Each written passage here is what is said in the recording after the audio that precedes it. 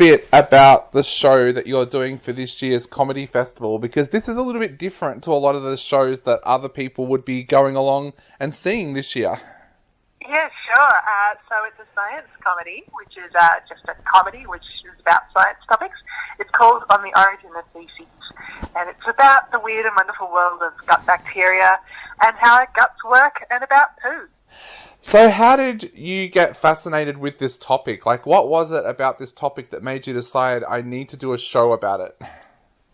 Well, it's been sort of a topic that's been bubbling over a few years. My very first solo show was called Parasites Lost, which was all about my years working in health promotion, health education in parts of Africa, where I was sort of working with communities to educate around diseases and parasites, and the show is all about the 6 parasites that I contracted while undertaking that. And I think, so I spent a lot of time when I was doing the research for that show reading up about the gut and the various bacteria that live in there. And as I've sort of watched that topic over the years, I've just watched the science around the biology, around gut microbiome just flourish. And we're just starting, I think we're at the dawn of a new era in understanding what actually happens in the gut and how important the bacteria in our gut actually is to our health and our well-being and our moods and everything. I think it's a really exciting topic. So sort of just launched into it because it was an area of curiosity of mine, and I wanted to spend some time learning more about it. Yeah, and 12 months ago, people wouldn't have even thought about scientists using fecal matter in daily work. But of course, this year, we've seen that as one of the ways where they can determine where coronavirus is in what suburbs. Do you think that's going to spark a little bit more of an interest this time around for the show as well? Because people are going to be like, yeah, that is something that I see on the news quite regularly. Yeah, I think, yes, we've sort of, our sort of Western lens is that we flush the toilet and we don't think about what happens anymore. But yes, fecal testing or sewage testing has been a way of understanding antibiotic resistance and presence of all sorts of organisms for a few years now, and it's a very exciting way of sort of getting localized data on what's happening to various populations. So I think, yes, I mean, it's been an incredible year for public health awareness, I guess, in a lot of ways, although I think possibly we were maybe a little bit more open to the idea of viruses and bacteria as positive things a year ago. So things might, I think audiences could go either way on this one. Yeah. So talking of a year ago, you were supposed to do this show at last year's comedy festival, but then, of course, we went into lockdown. What's it been like for you having to kind of sit on this show now for 12 months?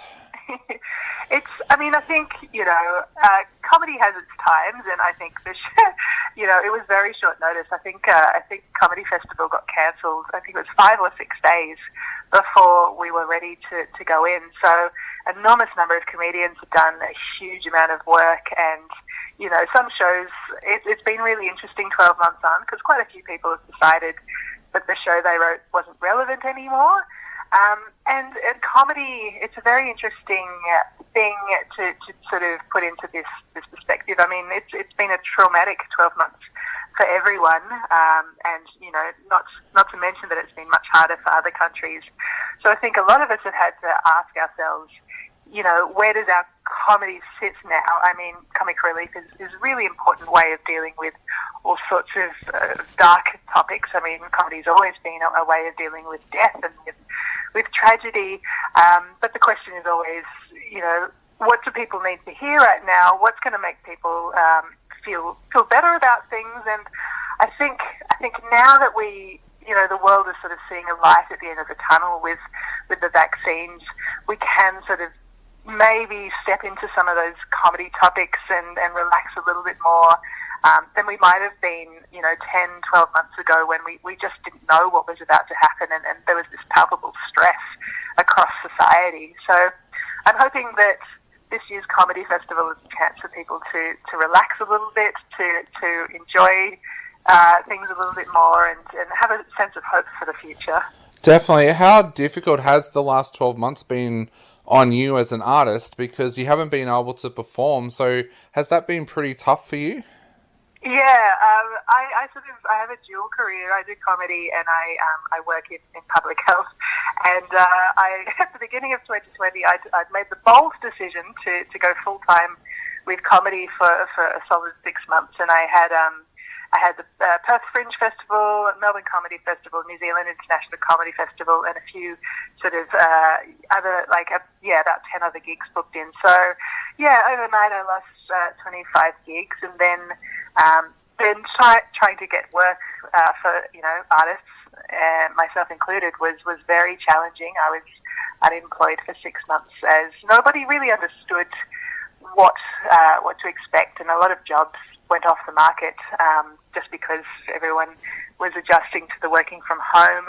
I felt it was a really polarizing year. I think people who were out of work were just banging on the door trying to get into work, and people who had jobs were just working crazy amounts because no one was hiring to share that load. So after 6 months, I'm now working in my day job, which is community engagement in community health, and I'm very glad to be there. And there's so much work to be done in terms of supporting community through the COVID times and the sort of lots of impacts on society or communities who went into lockdown, particularly in the high rises in Melbourne. So I'm very glad to be working. I might never quite rely on the arts as a full-time career again. I think that's probably scared me off, and I'm sure it scared a lot of people off. And we also didn't see an amazing response in terms of support for artists from the government. It's not really recognised as a necessary career, even though all of us were at home watching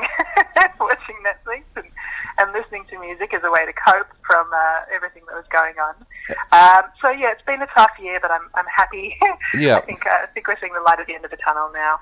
And that is something that we've been fighting for here too, more rights for artists, which a lot of our listeners would know about. And how difficult is that to juggle a full-time job and an arts career? Because I was talking to a musician recently who said that they practically don't sleep on weekends because they're doing a retail job during the day and then playing gigs at night. How difficult is that to juggle both professions? It is very hard, and I think, some people's passion will always be the full-time arts. For me, I will never fully be happy if I'm just doing arts or just doing public health, and my comedy is actually a product of that. I've combined my education and my years of work in health in my comedy. It is hard. I use basically all my leave to go and perform at comedy festivals. I work, as you say, just like your musician friend, I work weekends. And it's, so, I mean, I don't complain because it's a choice, and I sort of feel the desire to follow it, and being part of the comedy community in Melbourne is a really special experience. But I think as well you end up dividing your sort of personality and into pockets in a way, and being slightly different people, and there's definitely tension at certain times when you're doing that. You try to figure out who you are some days. Yeah. So Alanta, I guess one of the bright things from the last 12 months might be you might get another show out of this because we have been so reliant on public health. Is that something that we might expect to see in the future as well? Yeah, well, I mean, it's hilarious because, the reason I actually went into comedy was in Australia, my background's actually, public health programs around infectious diseases, and, that wasn't really a thing that a lot of Australia was dealing with. I mean, there definitely are still pockets of infectious diseases, but it's, more or less Australia was sort of on top of the whole thing. But overnight, everyone's had that chance to sort of, the phrases, become an armchair epidemiologist, understand case rates, understand sort of graphs of rates of infection. I mean, that's really exciting for public health passionate people like myself to see people gaining an interest and understanding how transmission works, how prevention works, and how different diseases operate. I mean, the really fascinating thing in Australia was that all of our pandemic planning was based on a flu-like disease, whereas a lot of Southeast Asia had the experience of SARS, and they were much faster in terms of putting in the appropriate responses in terms of disease prevention. So we've all gone through a huge learning curve in the last 12 months around diseases and infection, and I think it's been a really good opening for people to understand how the biological world works. Definitely, yeah. And for our listeners out there who want to head along and see Alanta's show on the origin of Faeces, it's on from March 29th to April 4th, 7 p.m. each night, except for, 7 p.m. every night at the Butterfly Club. So all of those details will be up on the website, and we'll also put a link to grab tickets there as well.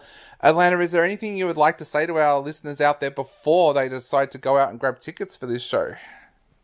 I think embrace the arts, be part of, it's been a weird year of us all sitting at home, but it's, I think it's time to embrace Melbourne again, embrace the comedy festival, and go and support artists and enjoy being part of this incredible city once again. Definitely. And those dates again for On the Origin of Faeces was March 29th to April 4th at the Butterfly Club, 7 p.m. each night. And the links will be up there on the website where you found this podcast. So click on it and buy some tickets. Alanta, thank you so much for joining us on the show today. It's been an absolute pleasure, and can't wait to see your show. Thanks so much for having me, Dave. Not a problem. You have a great day. You too. Bye. Bye.